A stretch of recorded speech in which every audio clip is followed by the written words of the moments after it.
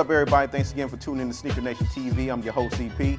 Today we have something special for you. We have one of the biggest names, not only in the music industry, but also in the sneaker industry, DJ extraordinaire. He's probably found some of the greatest rappers, or looked up some of the great, not looked up, but found some of the greatest rappers that you've ever heard of in the music industry today, DJ Clark Kent. How you doing? Thanks. Nice to be here. You recently just worked with Spike Lee and Mike Tyson on Undisputed Truth. Tell me what that experience was like. Well, what the experience was like was pretty simple because I'm friends with both of them. Spike was brought in to direct Mike's play, and he needed music before and during and after the show. And like I said, friends, he calls me up, he was like, yo, I want you to be the DJ for the show. And it's gonna be a 2 to 3 week run on Broadway. I just want you to, be the before, help with what's going on during the show and the music after. And being friends, you don't look at it like, okay, this is a money-making experience. You look at it like, well, Mike's my man, Spike's my man. We're all from Brooklyn, so it only makes sense to make it a very, very Brooklyn thing. So I said yes, and it's simple. Like, I'm a DJ. He hired me to DJ, so there was no complications to it. Why do you feel that the sneaker culture and the music industry mesh so well? I don't feel, one, that it should be called sneaker culture. I feel I would rather call it the sneaker game or the enthusiastic people who buy sneakers. I don't feel like it's a mesh with the hip-hop community or the hip-hop thing. I feel it's just a people thing. And I don't know anybody who doesn't like sneakers, so I just won't, just say it's connected to something more than anything else. I mean, if you look back into the guys who were more enthusiastic about sneakers, one of the most enthusiastic guys about sneakers was Jerry Seinfeld. You know what I'm saying? Was he a hip-hopper? No. You know what I'm saying? So I don't connect it to it like that. I just think that people are polarizing it because in hip-hop, you dress like you dress in the streets. Kids in the streets with sneakers. So if you really take it back to anything, you have to take it back to sports. Sports started the sneaker thing.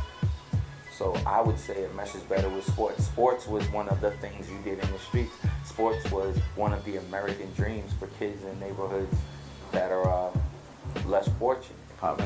Impoverished. And these kids, they looked up to athletes. And then when rap happened, they looked up to rappers and athletes. So even the athletes want to be rappers, rappers want to be athletes, so it ties in like that. But I wouldn't say it's directly so brought on by the hip-hop thing. I think it's just another avenue of people that are enthusiastically into shoes because it's part of the uniform of being fresh. Well, the reason why I was asking, because you had, say for instance, foam posits. Foam posits were hot.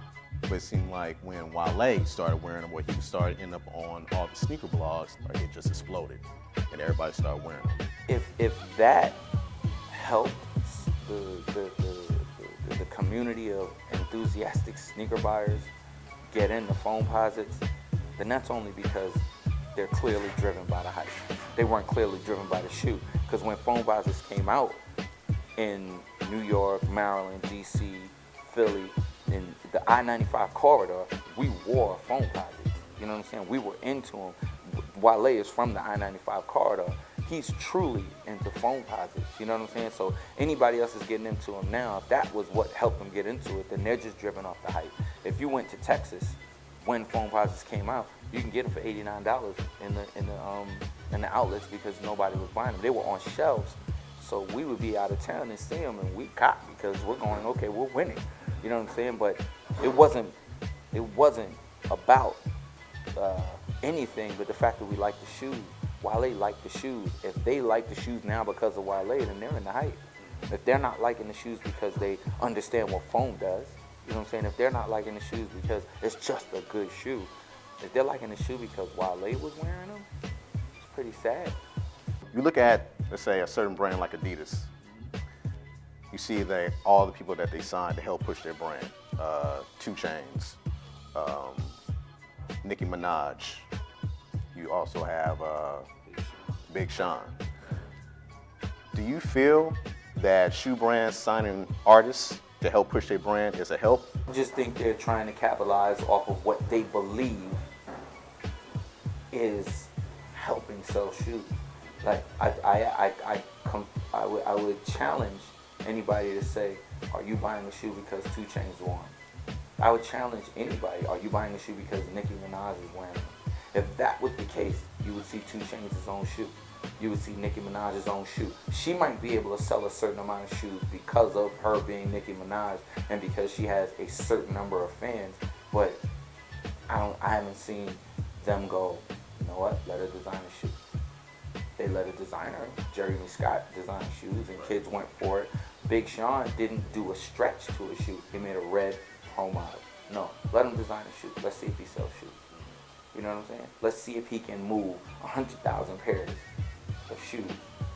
That's designing a shoe. You know what I'm saying? Like, create a new silhouette and say it's because that artist, that the reason why it's moving is because of that. But don't say, here's 3,000 pairs to do it. No, compare it to someone who really sells some shoes.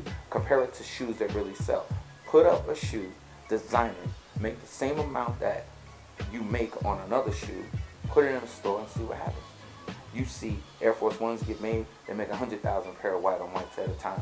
100,000 pair of white on whites, you put it next to anybody else's shoe and say, I'm going to sell more of that other shoe than I'm going to sell of these white on whites.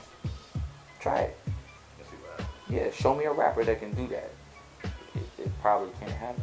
You know what I'm saying? Unless they're creating their own brand and doing something like that. But them designing a shoe would mean that they actually all the way made a new silhouette. Like Kanye. Kanye has a new silhouette, but would 150,000 pair of Kanye sell like 150,000 pair of Jordan 3? Nah. No. Kanye recently, or as rumored to be said, that Kanye recently just left Nike to sign with Adidas and do a Y3. Well, I don't know if that actually happened, so I can't really comment on that. When you look at Jordan Brand, every single year, it seems like for the new generation, every single year they're re-releasing Jordan Retros. Do you think that Jordan Retros constantly being re-released is a good thing, or do you think they should concentrate more on new silhouettes and new concepts? Because I've worked with a brand, I've learned how to think 2 ways. I learned how to think as a consumer, and I learned how to think as a brand guy. As a brand guy, I'm looking at the consumer going, you want to keep buying Jordan 3s? I'm going to keep selling you Jordan 3s. Why? Because every Christmas, I'm going to make 180,000 pairs of shoes, and I'm going to blow them all out right before Christmas. Instead of trying to create a new movement behind a new shoe and make you believe that the shoe is worth you buying. Because you have to understand, at that point where Jordan Brand is making a new shoe, the only reason why new shoes really get made is for performance. That means they're going to have an athlete to perform in it. And that athlete is going to have to be comparable to Jordan, comparable to LeBron, comparable to Kobe. Those guys already have their own brands. How are they going to bring somebody in that's going to be comparable to these guys, make them their own shoe, make it better than all of the 23 shoes that they made before for Michael Jordan? Or actually, make it better than all of the 14 shoes they made for Michael Jordan. Because up until 14, that's where he played in the shoes. Now, you have to make them past the 14. I mean, make a shoe that's better than one of those 14 shoes. And then give it to an athlete that's going to carry that brand.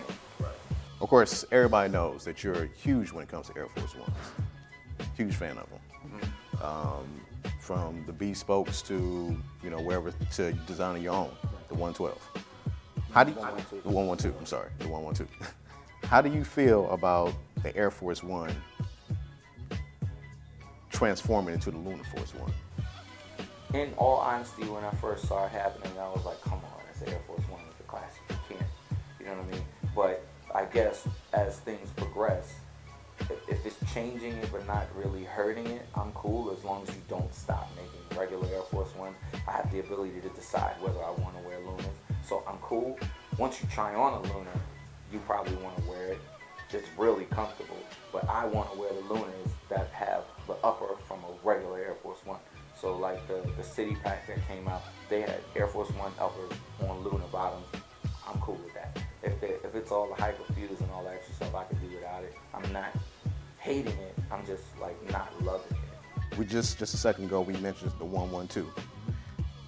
Let us know what are the pros and the cons of having the responsibility of designing your own shoe. I guess the con is you have to, well, you should try to make something that people will understand what's happening. And because stories don't get to be told to every single person, it's like a story might get missed. You know what I mean? The pros are, I mean, like if you're a guy who just likes sneakers and somebody says, design your own shoe, even if you make it horrible, if that's what you saw, you got to do it. You were able to do it. Like that's a pro on its own alone. Me being one who is an extremely serious sneaker consumer, I look at the way I think when I'm buying shoes. Like, what am I looking for? What do I want to do with the shoe? What's in it for me? When I look at I love black shoes. Even though white on white Air Force Ones are my favorite shoes, period. I like black shoes, but I like black shoes with a little bit of white, so it sets it off. I think, how many times is a kid gonna wear that? What is the kid gonna love about the shoe? Is he gonna be able to attach himself to it? Is he gonna be able to say, oh, I get it when I see it? So that's the way I think. I just want the consumer to be able to go, oh, I get the story immediately, which is sometimes hard for other shoes.